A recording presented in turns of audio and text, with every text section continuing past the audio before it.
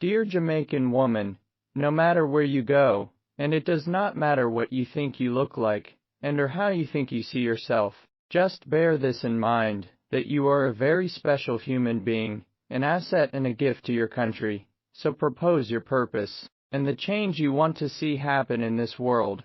Rise up and make use of your time. Get on your grind.